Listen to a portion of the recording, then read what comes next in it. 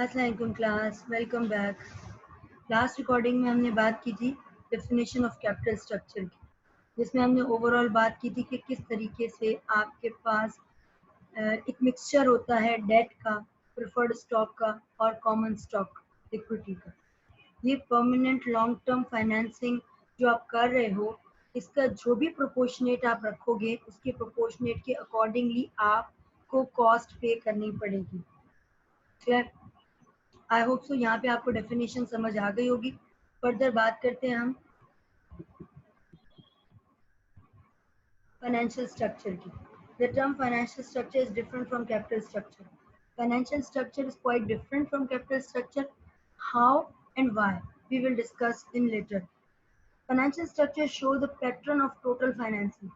अब financial structure क्या represent कर रहा होता है, क्या शो कर रहा होता है? ओवरऑल टोटल फाइनेंसिंग कि बिजनेस में फाइनेंस कहाँ कहाँ से आ रहा है, जो हम प्रीवियस लेक्चर में पढ़ चुके हैं, सोर्सेज ऑफ क्रिएटिंग कैपिटल। उसमें हमने देखा कि किस तरीके से फाइनेंस क्रिएट हो रहे हैं, किस तरीके से आपके फाइनेंसिंग, कौन कौन से ऑप्शंस आपके पास अवेलेबल हैं, कौन से लॉन्ग टर्म ऑप्शंस अवेलेबल हैं, कौन से शॉर्ट टर्म ऑप्शंस आपके पास अवेलेबल हैं। तो इन लॉन्ग टर्म और शॉर्ट टर्म को कंबाइन करके जो टोटल फाइनेंसिंग आ रही है, वो टोटल फाइनेंसिंग आपके फाइनेंशियल स्ट्रक्चर को शो कर रही है। क्लियर? अभी मैं यहाँ पे एक बात करती हूँ regarding example of Gillette company.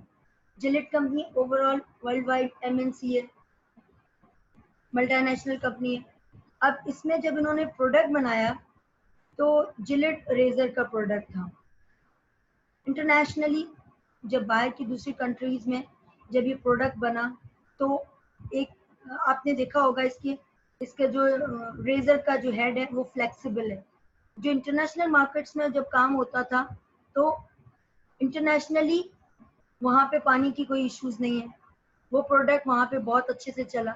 उस पे जितना भी फाइनेंस लगाया वो फाइनेंस डबल ट्रिपल रिटर्न हुआ। उस पे जितनी भी कॉस्ट आपने इनकर्ड की उस प्रोडक्ट को लॉन्च करने के लिए मार्केट में और कस्टमर्स तक पहुंचाने के लिए, वहाँ पे वो प्रोडक्ट सक्सेसफुल हुआ और वहाँ पे जितना रिटर्न एक्सपेक्टेड था वो रिटर्न मिल गया। और इस वहाँ की जो मार्केट थी इंटरनेशनल मार्केट में वर्ल्ड वाइड, शेयर होल्डर से जो पैसे लिए थे उनको डिविडेंड्स अकॉर्डिंगली पे कर दिया।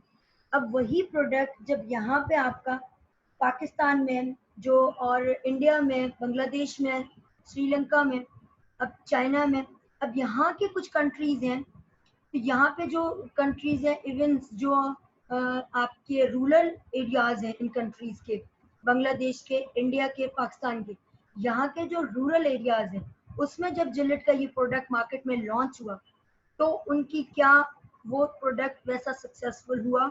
नहीं हुआ। अब जो कॉस्ट वहाँ पे इनकर्ड की थी, जो पूरा फाइनेंसिंग उसको लिए लॉन्च किया गया था, उसमें जो प्रोडक्ट का रिटर्न आना था हमें वो नहीं आया। जब लोगों कंज्यूमर्स ने जब परचेज करना ही छोड़ दिया तो वो जो एक्सपेक्टेड सेल थी वो सेल ही जनरेट नहीं हो सकी। तो जो फाइनेंशियल स्ट्रक्चर बनाया था और उस फाइनेंशियल स्ट्रक्चर के अकॉर्डिंगली हम पीछे कॉस्ट पे कर रहे थे, वो कॉस्ट ज्यादा थी, रिटर्न कम था। बेसिस क्या हो सकती है, क्यों सक्सेसफुल गया वो प्रोडक्ट, और उस प्रोडक्ट को लॉन्च करने में क्या इश्यूज फेस आए? राइट प्रोडक्ट बट नॉट, आपने वो जो मार्केट टारगेट मार्केट थी वो अकॉर्डिंग टू वो प्रोडक्ट नहीं थी, वो दोनों मिसमैच कर रहे थे। फर्दर आपने ये चीजें मार्केटिंग में अच्छी से पढ़ी होंगी, थर्ड सेमेस्टर में मार्केटिंग में आप ये एग्जांपल जरूर पढ़ोगे कि किस तरीके से प्रोडक्ट को किस तरीके से लॉन्च करना है अकॉर्डिंग टू टारगेट मार्केट। अगर आप, मैं यहाँ पे एग्जांपल लेती हूँ, डिफेंस में आपकी कॉफी चलती है और सदर में आपकी चाय चलती है, तो according to market, according to product launch होता है। ना आपकी सदर में कॉफी चलेगी और ना ही डिफेंस में चाय चलेगी। आपको ये चीजें क्लियरली समझ आ रही होंगी। ये आपकी एग्जांपल्स मार्केटिंग के कोर्स की है, बट इसके पीछे जो बेसलाइन बात हो रही है वो फाइनेंस की बात हो रही है। क्लियर? कोई भी प्रोजेक्ट लॉन्च करने से पहले, कोई भी प्रोडक्ट लॉन्च करने से पहले आप यही देखते हो कि उसके पीछे बैकएंड में फाइनेंशियल स्ट्रक्चर क्या बना हुआ है, उस प्रोडक्ट के पीछे बैकएंड पे खर्चा कितना हुआ है, आपने फाइनेंस कितना लगा है, उस फाइनेंस के अकॉर्डिंगली आप कॉस्ट कितनी पे कर रहे हो, क्या जो रिटर्न आ रहा है वो कॉस्ट से ज्यादा है, अब वापस बात करते हैं जिलेट की। जो रूरल एरियाज में आपने जिलेट का जब प्रोडक्ट लॉन्च किया और सबने उसको परचेज किया, तो वहां पे उनकी रिक्वायरमेंट क्या थी? वहां पे तो पानी ही नहीं है, वहां पे तो सबसे बड़ा इशू है, क्योंकि वो टैप वाटर, आप इंटरनेशनल मार्केट में आप जब इसको लॉन्च किया, वहां के जो कंज्यूमर्स थे वहां पे टैप वाटर ऑन करते थे, रेजर टैप के नीचे रखते थे और आराम से वो क्लीन हो जाता था। जबकि यहाँ पे जो यूज करने वाली चीजें हैं, वो ऑलरेडी कप में, एक मग में पानी होता है, उसके अंदर वो रेजर डालते हैं और उस रेजर को वहीं से साफ करके दोबारा यूज करना शुरू करते हैं। तो जब वो वहां से साफ करना शुरू किया, तो वो क्लीनिंग का इशू आ रहा था। तो यहाँ पे बात करने का मकसद ये है कि वो प्रोडक्ट आपका जो लॉन्च हुआ था, वो उसके पीछे की जो स्ट्रैटेजीज थी वो सही नहीं थी। उसकी वजह से जो डायरेक्ट इम्पैक्ट आपके पास आया, वो फाइनेंशियल स्ट्रक्चर पे आया कि आपने जो कॉस्ट इनकर्ड की थी, वो कॉस्ट, ना सिर्फ कॉस्ट आप मीट नहीं कर सके, बल्कि जो एक्सपेक्टेड प्रॉफिट आपने सोचा था जनरेट हो जाएगा उस स्पेसिफिकली जिलेट कंपनी ने, कि अगर मुझे ये इंटरनेशनल मार्केट में मुझे इतना रिटर्न दे गया है और मैंने अपने शेयर होल्डर्स को डिविडेंड पे करके सेटिस्फाई किया है, तो फिर वही आप यहाँ पे इंडिया, पाकिस्तान, बांग्लादेश, यहाँ के रूरल एरियाज में भी एटलीस्ट वो रिटर्न आ सकता था, बट नहीं आया बिकॉज ऑफ स्ट्रैटेजीज। अब ये तो मैंने एग्जांपल एक मार्केटिंग के पर्सपेक्टिव से ली कि आपने प्रोडक्ट सही मार्केट में लॉन्च नहीं किया था। यही चीजें होती हैं अगर एचआर की तरफ मैं ये इश्यूज ले जाऊं, जो जो एम्प्लॉयज आपने हायर किए थे उस प्रोडक्ट को लॉन्च करने के लिए, उन एम्प्लॉयज के पास उस प्रोडक्ट की सफिशिएंट नॉलेज ही नहीं थी, उनके पास वो एक्सपर्टीज ही नहीं थी। क्लियर? तो ये इश्यूज अलग अलग डिपार्टमेंट्स के अलग अलग आते हैं। प्रोक्योरमेंट डिपार्टमेंट, आपका प्रोडक्ट बल्क में पड़ा हुआ है, वो प्रोक्योरमेंट का इश्यूज चल रहे हैं, वो और वो सही से आपके होलसेलर से रिटेलर, रिटेलर से होलसेलर से डिस्ट्रीब्यूटर, डिस्ट्रीब्यूटर से रिटेलर तक वो प्रोडक्ट आपका पहुंचा ही नहीं, सप्लाई चेन का इश्यूज आ गए, उसकी वजह से वो सेल्स आपकी हो नहीं सकी। इश्यूज तो कहीं पे भी आ सकते हैं। बात करने का पीछे मकसद ये है, जो प्राइम ऑब्जेक्टिव है आपका, कि आपने जो फाइनेंसिंग रेज की है उसकी अगेंस्ट आप जो कॉस्ट पे कर रहे हैं, उसके रिटर्न ज्यादा होने चाहिए कॉस्ट से। तो ही आप कहते हो कि बिजनेस में आपका ओवरऑल साइकिल पूरा, आपके डिफरेंट डिपार्टमेंट्स, आपके शेयर होल्डर्स, आपके फ्यूचर पर्सपेक्ट्स सब सेटिस्फाइड होते हैं, जस्ट बिकॉज जब आप ये बैलेंस क्रिएट कर लो कि कॉस्ट मेरी कम होगी, मुझे रिटर्न उससे ज्यादा ही रखना है, क्योंकि ये इतने सारे फ्लॉज तो आते ही आते हैं, किसी भी वक्त कोई भी फ्लो आ जाएगा। तो फ्लॉज तो कहीं पे भी आ सकते हैं, इश्यूज तो कहीं पे भी आ सकते हैं, किसी भी डिपार्टमेंट में आ सकते हैं। तो जब ये irregularities on the basis of, ये तो इंटरनली फैक्टर्स हैं, ये हम कंट्रोल कर सकते हैं, expert employees, expert marketing strategies, expert supply chain, ये सारी चीजें हम लोग कर सकते हैं। इसके बाद भी स्टिल परसेंटेज रह जाती है एक्सटर्नल फैक्टर की। अब एक्सटर्नल फैक्टर आपके सामने है, ये पेंडेमिक सिचुएशन जिसमें 3 मंथ्स लॉकडाउन हो गया, तो क्या वो स्ट्रैटेजीज अच्छी नहीं बनाई थी? सब कुछ अच्छा बनाया था, एक एक्सटर्नल फैक्टर की वजह से जो सारा बना बनाया होल्ड हो गया। कितनी कंपनीज की जो पॉलिसीज हैं, प्रोसीजर्स हैं, जो इम्प्लीमेंटेशन है, वो पाइपलाइन में चीजें थी, वो सारी डिस्टर्ब हो गई। ईयर एंड आ गया, जून में आपका ईयर एंड होता है, 30 जून ईयर एंड होता है, क्योंकि यहाँ पे सब प्रोफेशनल्स बैठे हुए हैं और फाइनेंशियल मैनेजमेंट के इस कोर्स में, तो सबको अच्छे से पता है 30 जून ईयर एंड होता है। तो आप देखें लास्ट क्वार्टर में परफॉर्मेंस क्या रही है कंपनी की। लास्ट क्वार्टर में तो एक्स्ट्रा प्रेशर होता है कि लास्ट 3 क्वार्टर्स में जो आपके टारगेट्स थे वो मीट नहीं हो सके, तो वो आप हार्ड एंड फास्ट कोशिश करते हो इस पर्टिकुलर टारगेट, इस पर्टिकुलर आपके क्वार्टर में पूरे करने की, और पूरा क्या होता है, इस अपने क्वार्टर की जो एक्सपेक्टेड थी वही रुक गई, just based on an external factor. तो एक्सटर्नल फैक्टर्स तो बहुत सारे होते हैं जिसकी वजह से आपका बिजनेस इफेक्ट होता है। तो एटलीस्ट आप इंटरनल फैक्टर्स जो हैं, जो ओवरऑल डिफरेंट डिपार्टमेंट्स के, वो तो कंट्रोल में रखो। आप उसके ऊपर जितनी फाइनेंसिंग लगा रहे हो उतनी फाइनेंसिंग आपके पास रिटर्न आना चाहिए। क्लियर? आई होप सो इन एग्जांपल से आपको फाइनेंशियल स्ट्रक्चर के बेसिक कॉन्सेप्ट माइंड में आप क्लियर होंगे। फर्दर बात करते हैं, it measures the extent to which total funds are available to finance the total assets of the business. आप जो भी फंड्स रेज करते हो उन फंड्स से आप अपने टोटल एसेट्स से स्पेंड कर रहे हो। तो अब एसेट्स में नॉन करंट आ गए, करंट आ गए। मैंने बोर्ड पे आपके पास फाइनेंशियल स्टेटमेंट बना के सिखाई थी। फाइनेंशियल स्टेटमेंट में मैंने प्रॉफिट एंड लॉस स्टेटमेंट और बैलेंस शीट मैंने बनाई थी। उसमें आपने देखा था कि स्पेसिफिकली आपके पास बैलेंस शीट में एसेट्स में नॉन करंट एसेट्स आते हैं, करंट एसेट्स आते हैं। क्लियर? अगर मैंने जब वर्किंग कैपिटल मैनेजमेंट पढ़ाया था तब मैंने बनाई थी। अगर नहीं बनाई थी तो फिर मैंने आपके लिए कोर्स में आपने principles of accounting and financial accounting में आपने profit and loss statement and balance sheet जरूर सीखी होगी। क्लियर? तो उसमें आपने देखा होगा कि बैलेंस शीट के अंदर एसेट साइड है, एसेट के अंदर non current asset and current assets है। तो आपकी जो फाइनेंसिंग साइड है, इक्विटी एंड डेट, आपकी सारी फाइनेंसिंग कहाँ पे स्पेंड हो रही होती है? या आप लॉन्ग टर्म एसेट परचेज करते हो, नॉन करंट एसेट परचेज करते हो, या फिर आपके पास जो कैश पड़ा हुआ है वो कैश एंड बैंक में आपके करंट एसेट्स में आ रहा होता है। तो ओवरऑल जो भी फाइनेंसिंग आप क्रिएट करते हो वो आपके पास उसकी टोटल फाइनेंसिंग आ रही होती है बिजनेस में toward your assets. Clear?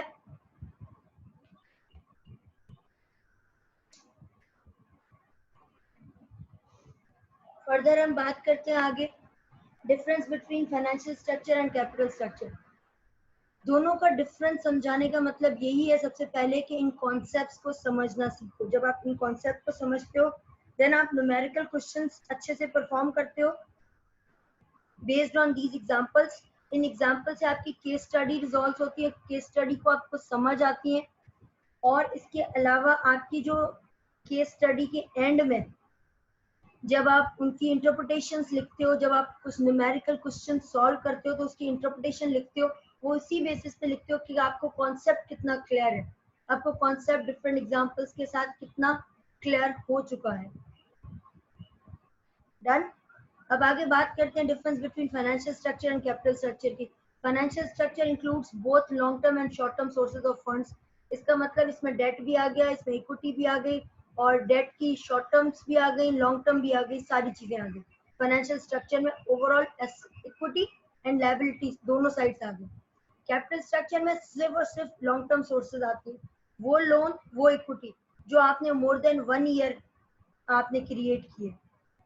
Done? इसके बाद बात करूं, it means the entire liability sides of balance sheets. अभी मैंने आपसे बात की एंटायर लायबिलिटीज। अब यहाँ पे एक कॉन्सेप्ट मैं आपको क्लियर करना चाहूंगी, ब्रिटिश एंड अमेरिकन अकाउंटिंग दोनों में थोड़ा सा डिफरेंस है। तो अब यहाँ पे क्या हो रहा होता है, अमेरिकन साइड पे लायबिलिटीज वो जो करते हैं, कहते हैं वो इक्विटीज एंड लायबिलिटीज दोनों को पूरा का पूरा लायबिलिटीज करते हैं। क्योंकि जब वो इक्विटी रेज करते हैं, पैसा तो आपका ऑनर लेके आता है, लेकिन ऑनर का पैसा भी तो एक फॉर्म ऑफ लायबिलिटी ही है कि आपको उनको डिविडेंड पे करना है। क्लियर? तो यहाँ पे ये चीज इस चीज को ऐड ऑन करो कि जो इक्विटीज एंड लायबिलिटीज हैं वो ओवरऑल लायबिलिटी साइड ही आ रहा है बैलेंस शीट का। क्लियर? उसके बाद आगे इस तरफ बात करते हैं, it means only the long term liabilities of the company, सिर्फ और सिर्फ लॉन्ग टर्म लायबिलिटीज। अब लॉन्ग टर्म लायबिलिटीज में सिर्फ नॉन करंट की बात नहीं हो रही, इसमें इक्विटी की भी बात हो रही है और साथ साथ इसमें नॉन करंट लायबिलिटीज की भी बात हो रही है। या फिर इन अदर वर्ड्स मैं बोलूं कि कैपिटल स्ट्रक्चर के पॉइंट 2 में सारी चीजें आ गई, सिर्फ और सिर्फ करंट लायबिलिटीज नहीं आती। करंट लायबिलिटीज फाइनेंशियल स्ट्रक्चर में आती है, क्योंकि तभी उसके 1 पॉइंट में गिवन है कि short term sources of funds भी इंक्लूडेड है। एक्यूरेट? करेक्ट? आपके पास दोनों चीजें क्लियर है, दोनों पॉइंट्स क्लियर है। बात आज करते हैं थर्ड पॉइंट पे, financial structure consist of all sources of capital. Financial, जो हमने सोर्सेज ऑफ कैपिटल की कंप्लीट लिस्ट पढ़ी थी, उस लिस्ट के अंदर जो सारी सोर्सेज हैं वो सारी सोर्सेज से अगर आप पैसा जनरेट कर रहे हो तो सबको ऐड ऑन कर दो तो आपका कैपिटल स्ट्रक्चर बन जाता है। Clear? It consist of equity, preference and retain earning capital. अब कैपिटल स्ट्रक्चर की बात करूं तो इसमें इक्विटी की बात आ जाती है, प्रेफरेंस की बात आ जाती है, प्रेफरेंस शेयर्स की बात आ जाती है, और रिटेन अर्निंग की बात आती है। यहाँ पे कोई भी शॉर्ट टर्म लायबिलिटीज की बात नहीं आ रही कैपिटल स्ट्रक्चर के अंदर। Clear? Are you getting my point? Moving toward last point, it will not be more important while determining the value of the firm. Financial structures की जब हम बात करते हैं तो ओवरऑल सारे आप फाइनेंशियल स्ट्रक्चर की बात करते हैं, जिन जिन सोर्सेज से आप कैपिटल क्रिएट करें उन सब की बात कर रहे होते हैं। यहाँ पे मेनली जो फोकस होता है वो सोर्सेज ऑफ क्रिएटिंग कैपिटल पे होता है, वैल्यू ऑफ फर्म पे नहीं होता। जबकि यहाँ पे बात करूँ कैपिटल स्ट्रक्चर में, it is one of the major determinants of the value of the firm.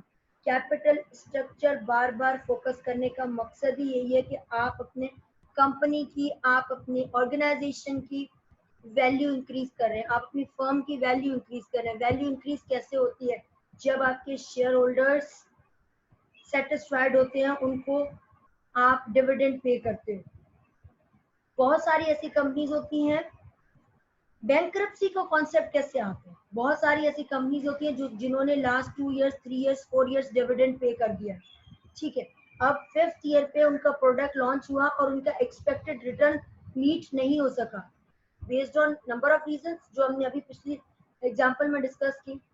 तो अब जब उनका रिटर्न उतना नहीं आया, बट उनको अपनी मार्केट में क्रेडिट वर्दीनेस, अपना वेल नोन जो नाम है मार्केट में वो मेंटेन रखना है, अपनी गुडविल मेंटेन रखनी है, वो क्या करते हैं? उस साल भी डिविडेंड देते हैं। अब जब हम डिविडेंड के टॉपिक पे पढ़ेंगे स्पेसिफिकली तो उसमें डिस्कस करेंगे कि वो डिविडेंड फिर भी पे करते हैं। अब वो फिर भी कहाँ से पे करते हैं? वो जो सोर्सेज ऑफ क्रिएटिंग फाइनेंस आपने किया है, अगर उनके पास रिटेन अर्निंग में पैसे पड़े हुए हैं तो वो वहां से देते हैं, अगर रिटर्न अर्निंग में नहीं है तो स्पेसिफिकली लोन लेते हैं डिविडेंड देने के लिए। अब with the passage of time, अब आगे दोबारा से चीजें स्टार्ट करना, दोबारा से मार्केट में वो पैसा लगाना कि प्रोडक्ट क्यों आपका सक्सेसफुल नहीं गया और रिटर्न क्यों नहीं आया, उसकी वजह से आप दोबारा उस पर अपना फाइनेंस लगाते हो। तो आपने यहाँ पे ड्यूल रिस्पॉन्सिबिलिटीज कर दी। आपने वो एडिशनल आपने फाइनेंसिंग की बेस्ड ऑन डिविडेंड और एडिशनल फाइनेंसिंग की बेस्ड ऑन योर कि वो जो आपकी जो रिटर्न आपने एक्सपेक्टेड था वो रिटर्न आपका नहीं मिल सका, उस पर दोबारा से फाइनेंसिंग लगा के आप दोबारा से काम कर रहे हो कि जहां जहां लूप होल्स रह गए थे। तो ना सिर्फ आपका एग्जिस्टिंग लॉस हुआ बल्कि फ्यूचर में भी इस बात की श्योरिटी नहीं है कि आपको गेन होगा, आपको रिटर्न मिलेगा। क्लियर? आप ईयर टू ईयर डिविडेंड देते हुए आ रहे हैं। अब इसी वजह से ये कंपनीज बैंकरप्सी की तरफ जाती हैं, जब वो ऐसी स्ट्रेटजीज को इम्प्लीमेंट करती हैं कि बार बार सोर्सेज ऑफ फाइनेंसिंग, किसी भी सोर्स से आप फाइनेंसिंग क्रिएट कर रहे हो, करते जा रहे हो, तो एक बल्क में आपको फाइनेंशियल स्ट्रक्चर आपका नजर आ रहा होगा बल्क में, और रिटर्न उतना नहीं आ रहा है, तो एट द एंड आप लोन नहीं पे कर पाते हो, आप शेयर होल्डर्स को डिविडेंड नहीं पे कर पाते हो, आपका डेली रूटीन का जो आपका ईयरली बेसिस पे प्रॉफिट होता है वो जनरेट नहीं कर पाते हो, और अल्टीमेटली कंपनी की गुडविल इफेक्ट होती है, और उसकी गुडविल इफेक्ट होने के बाद स्टेप बाय स्टेप वो कंपनी बैंकरप्सी की तरफ चली जाती है। क्लियर? आई होप सो यहाँ पे डिफरेंस से आपके कॉन्सेप्ट्स क्लियर हो चुके होंगे। फर्दर आपने प्रीवियसली भी डिस्कस की, मैंने जो विद रिस्पेक्ट एग्जांपल से साथ डिस्कस की, अभी एग्जांपल की। आई होप सो यहाँ पे आपको कॉन्सेप्ट्स क्लियर हो गए होंगे regarding financial structure, regarding capital structure. अब हम क्वेश्चन की बात करते हैं। क्वेश्चन में देख रहे हैं, example from the following information calculate capitalisation, capital structure and financial structure. More or less definitions में हमने डिस्कस कर लिया कॉन्सेप्ट, वही बैलेंस शीट गिवन है। बैलेंस शीट में लायबिलिटी साइड पे, अब ये लायबिलिटीज एंड इक्विटीज बोथ है, तो बोथ में जब बात हो रही है तो equity share capital 50,000, preference share capital 50,000, debenture 6,000, retain earning 4,000, bill receivable 2,000, creditors 3,000, overall lump sum बना लिया तो 70,000 आ गया। क्लियर? सारे हेड्स यहाँ पे क्लियर हैं, कोई भी ऐसा हेड नहीं है जो आपको समझ नहीं आ रहा। Bill payables is like account payable ही। यहाँ पे ये सारे कॉन्सेप्ट आपको क्लियर है। अब एसेट साइड डिस्कस कर लेते हैं। Fix asset 25,000, goodwill 10,000। Goodwill means company की मार्केट में वर्थ क्या है। गुडविल अब फाइनेंशियल अकाउंटिंग में आप पढ़ के आ चुके होंगे कि गुडविल के बारे में क्या क्या कॉन्सेप्ट्स हैं और किस तरीके से वो इम्प्लीमेंट होती है। ये एक इंटेंजिबल एसेट है कंपनी का। उसके बाद बात करते हैं स्टॉक। स्टॉक 15,000, स्टॉक, इन्वेंट्री, मर्चेंडाइजेस, एक ही बात है 15,000 प्यारे। बहुत सारे बच्चे यहाँ पे बीकॉम की बेसिस पे आए हैं, जिन्होंने बीकॉम किया हुआ है, उनको जब स्टॉक और इन्वेंट्री की बात करो तो वो थोड़ा सा कंफ्यूज हो जाते हैं, वो कहते हैं मर्चेंडाइज बोला करें। उनकी प्रैक्टिस में वो मर्चेंडाइज का वर्ड है, तो आई एक्सेप्ट अगर आपकी प्रैक्टिस में मर्चेंडाइज का वर्ड है, बट विद रिस्पेक्ट टू आप जब एडवांस लेवल पे आते हो तो ये जो छोटी छोटी लिमिटेशन हैं ये आप छोड़ देते हो, जनरलाइज पढ़ते हो। स्टॉक, इन्वेंट्री, मर्चेंडाइज तीनों एक ही बात है, डिपेंड करता है कि क्वेश्चन में क्या गिवन है। क्लियर? क्योंकि डिफरेंट डिफरेंट अकाउंटिंग बुक्स हैं, डिफरेंट बैकग्राउंड से, तो वहाँ पे वर्डिंग डिफरेंट जुरिडिक्शन के हिसाब से डिफरेंट डिफरेंट यूज की जाती है। देन बात करें bill receivables, same as it is account receivables, और आपके बिल रिसीवेबल्स अकाउंट रिसीवेबल्स जैसे ही होते हैं।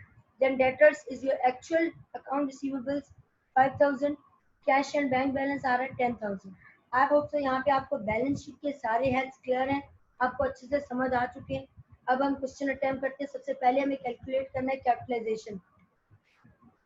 कैपिटलाइजेशन में हम देखते हैं इक्विटी शेयर कैपिटल आपने लिखा सबसे पहले 50,000, प्रेफरेंस शेयर कैपिटल लिखा 5,000, डिबेंचर लिखा 6,000। इसको टोटल किया तो आपके पास आ गया 61,000। अब पीछे बैकएंड में क्वेश्चन देखते हैं। कैपिटलाइजेशन लॉन्ग टर्म सोर्सेज कौन सी?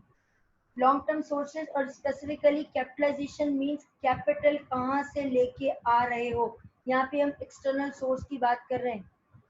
क्लियर? अब इक्विटी शेयर कैपिटल आ गया 50,000, प्रेफरेंस शेयर कैपिटल 5,000, डिबेंचर 6,000, सबका टोटल किया लमसम आपने 61,000 कैपिटलाइजेशन का अमाउंट आ रहा है। क्लियर? नेक्स्ट आपकी जो रिक्वायरमेंट है वो है कैपिटल स्ट्रक्चर।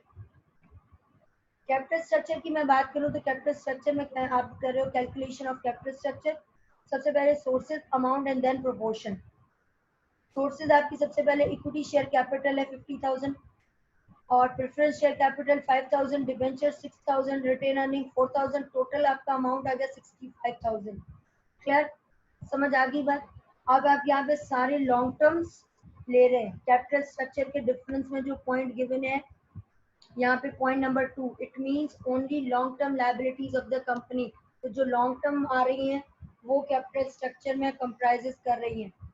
और लॉन्ग टर्म में इक्विटी आ गया, प्रेफरेंस शेयर्स आ गया, ये दोनों हो गए पार्ट इक्विटी के, डिबेंचर्स हो गया लॉन्ग टर्म लायबिलिटीज की साइड, और retain earning is a part of your equity. तो ये लॉन्ग टर्म लायबिलिटी ही है। तो इसमें आपको टोटल आपने ऐड कर दिया तो आपके पास क्या आ गया 65,000। अब यहाँ पे आप प्रोपोर्शनेट करोगे इसका, क्योंकि जब मैं आप पूछूंगी कैपिटल स्ट्रक्चर में आप मुझे बताओ आपने डेट का कितना पोर्शन लिया है, तो यहाँ पे कैपिटल स्ट्रक्चर में 65,000 है, उसमें डेट का पोर्शन है 6,000। तो 6,000 डिवाइडेड बाय 65,000 मल्टीप्लाई बाय 100, 9.23 आ रहा है। तो जब मैं पूछ रही हूँ कि आपके पास डेट का कितना पोर्शन है इन योर कैपिटल स्ट्रक्चर, तो आप बोलोगे 9.23 है। तो अब अगर लेवरेज के कॉन्सेप्ट्स में पढ़ें कि उधार कितना लिया है, लेवरेज कितना है, जो कि हमने प्रीवियस लेक्चर में डिस्कस किया है, तो इस कंपनी में लेवरेज 9.23% आ रहा है, जो कि एक्सेप्टेबल है। यहाँ पे बोलेंगे ठीक है लेवरेज है, क्योंकि जब आप डिफरेंशिएट करते हो दो कंपनीज के बीच में, whether it is highly leverage और एवरेज लेवरेज, तो यहाँ पे तो ये बहुत कम आ रहा है। क्लियर? आई होप सो यहाँ पे आपको समझ आया होगा proportion with respect to debentures. हम ओवरऑल एक बार रिव्यू कर लेते हैं। सारे जो सोर्सेज हैं वो सोर्सेज कैपिटल स्ट्रक्चर में कंप्राइजेस कर रहे हैं। अब इक्विटी शेयर कैपिटल का कितना पोर्शन है 76.92। जब आप इंटरप्रिटेशन लिखते हो, कॉन्सेप्ट को समझ लिया, क्वेश्चन को अटेम्प्ट कर लिया, अब आपको इंटरप्रिटेशन लिखनी है। तो इंटरप्रिटेशन में आप लिखते हो 76.92% of equity share capital lies in their capital structure। और ये कैलकुलेट कैसे हुआ? 50,000 डिवाइडेड बाय 65,000 मल्टीप्लाई बाय 100 आ गया 76.92। डन? आई होप सो यहाँ पे क्लियर होंगी चीजें। Moving toward next, preference share capital. अब बात हो रही है कि मुझे बताएं प्रेफरेंस शेयर कैपिटल कितना परसेंट है आपके कैपिटल स्ट्रक्चर में। तो आपका अमाउंट आ गया 7.69। अब 7.69 को आप इंटरप्रेट कैसे करोगे? आप करोगे 7.69% आपका प्रेफरेंस शेयर कैपिटल का पोर्शन है overall total capital structure which is 65,000। Clear. Next बात करती हूँ डिबेंचर की, मैंने कर चुकी हूँ। रिटेन अर्निंग की लास्ट बात है, वो हम लोग डिस्कस कर लेते हैं कि रिटेन अर्निंग का प्रोपोर्शन कितना है। 6.16 प्रोपोर्शन है। अब 6.16 को इंटरप्रेट कैसे करोगे कि 6.16 lies retained earning in the capital structure which is 4,000 and overall capital structure is 65,000। Concepts clear हो गए, न्यूमेरिकल्स भी परफॉर्म कर लिए, इंटरप्रिटेशन भी समझ आ गए। क्लियर। फर्दर इसमें बात करते हैं कैलकुलेशन ऑफ फाइनेंशियल स्ट्रक्चर की। अब आ गई बात फाइनेंशियल स्ट्रक्चर की। फाइनेंशियल स्ट्रक्चर में हमने बात की थी long term and short term liabilities दोनों कंप्राइजेस करते हैं। अब लॉन्ग टर्म और शॉर्ट टर्म लायबिलिटीज में इक्विटी शेयर कैपिटल आ रहा है 50,000, preference share capital 5,000, debentures 6,000, retain earning 4,000, bill payable 2,000, creditors 3,000। इन सबका ओवरऑल टोटल आपने किया तो आ गया 70,000। क्लियर। अब यहाँ पे 71.42 में आपके पास आ रहा है 71.42 आपका, क्योंकि पीछे आप देखो आपका प्रोपोर्शनेट कितना आ रहा है। जब अमाउंट ही कम था 65,000 का तो 76% आपका प्रोपोर्शनेट आ रहा था। जब आप अमाउंट ज्यादा हो गया, ओवरऑल 70% हो गया, तो आपका प्रोपोर्शन कम हो गया।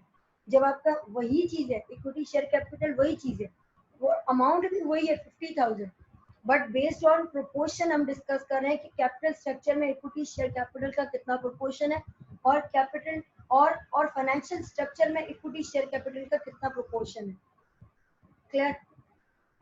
अब हम यहाँ पे बात करते हैं, अब यहाँ पे डिस्कस करते हैं कि 71.42 की इंटरप्रिटेशन कैसे लिखोगे। 71.42% equity share capital comprises in overall financial structure which is 70,000। अब प्रेफरेंस शेयर कैपिटल की बात करते हैं 5,000, अमाउंट से 5,000 आ रहा है, प्रोपोर्शन आ रहा है 7.14। अब इंटरप्रिटेशन कैसे लिखोगे, 7.14 of preference share capital comprises in the financial structure which is 70,000 और which is 100%। 100% में से आप ये इतना कंप्राइजेस कर रहे हो।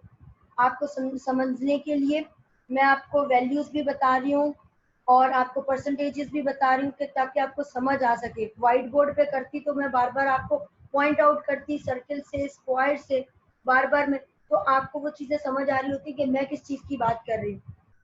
इसीलिए जब इस तरीके से आपको रिकॉर्डिंग पे समझा रही हूँ तो बार बार चीजों को मैं रिपीट कर रही हूँ ताकि आप एक बार दो बार रिकॉर्डिंग सुनोगे तो आपको ये क्वेश्चन क्लियर हो जाएगा। अब फाइनेंशियल स्ट्रक्चर में हम डिबेंचर की बात करते हैं 8.58। अब 8.58% आपकी डिबेंचर्स की है जो कंप्राइजेस करती है फाइनेंशियल स्ट्रक्चर के अंदर which is 100% of 70,000 rupees. Done. यही बात अब रिटेन अर्निंग की करते हैं तो 5.72 आपके पास रिटेन अर्निंग आ रहा है ओवरऑल फाइनेंशियल स्ट्रक्चर के अंदर। क्लियर। और जिसका टोटल अमाउंट है 70,000। बिल पेबल्स की बात करती हूँ, बिल पेबल्स रुपीज 2,000 है, 2,000 का प्रोपोर्शनल निकालो 2.85 आ रहा है। अब 2.85% आपके पास आ रहा है बिल पेबल का in overall financial structure which is 70,000 100%। ठीक है। और क्रेडिटर्स की बात करूं, क्रेडिटर्स 3,000 है जिसका प्रोपोर्शन आ रहा है 4.29। अब 4.29 जो प्रोपोर्शनेट आ रहा है इसको आप कंप्राइजेस करते हो ओवरऑल फाइनेंशियल स्ट्रक्चर के अंदर 70,000। 3,000 पोर्शन है 70,000 के अंदर जिसकी परसेंटेज आ रही है 4.29। ओवरऑल प्रोपोर्शनेट को टोटल कर दो 100% आ जाएगा। Clear. I hope so class यहाँ पे आपको कैलकुलेशंस क्लियर हो चुकी होंगी। हमारा जो रिक्वायर्ड था कि रिक्वायरमेंट है कि capitalization, capital structure and financial structure तीनों को कैलकुलेट करना है, तो हमने ये तीनों चीजें यहाँ पे कैलकुलेट कर ली। तीनों को कैलकुलेट कैसे करना है, अलग अलग रिप्रेजेंट करना है, इनकी इंटरप्रिटेशन नीचे अलग अलग लिखनी है। मैंने वर्बली आपको सारी इंटरप्रिटेशन भी समझा दी है आप किस तरीके से लिखेंगे। अब आपको बैलेंस शीट के हेड्स भी क्लियर है। अब सिनेरियो बेस्ड क्वेश्चंस आते हैं कि कंपनी की ये सारी फाइनेंशियल स्टेटमेंट्स है, ये बैलेंस शीट है, इसमें आपको ये चीज़ें कैलकुलेट करनी है विद रिस्पेक्ट टू, और इनको आप कंपेयर एंड कंट्रास्ट भी कर सकते हैं क्योंकि यही बैलेंस शीट अगर दो कंपनीज की है तो आपस में कंपेयर करना है। किसका कैपिटलाइजेशन ज्यादा है, किसका कम है, किसका कितना कैपिटल स्ट्रक्चर है और किसका कितना फाइनेंशियल स्ट्रक्चर है। क्लियर? आई होप सो आपको यहाँ पे बात समझ आई होगी। अगर स्टिल कुछ समझ नहीं आया तो आप मुझसे व्हाट्सएप ग्रुप पे पूछ सकते हैं। अब आगे बात करते हैं ऑप्टिमम कैपिटल स्ट्रक्चर की।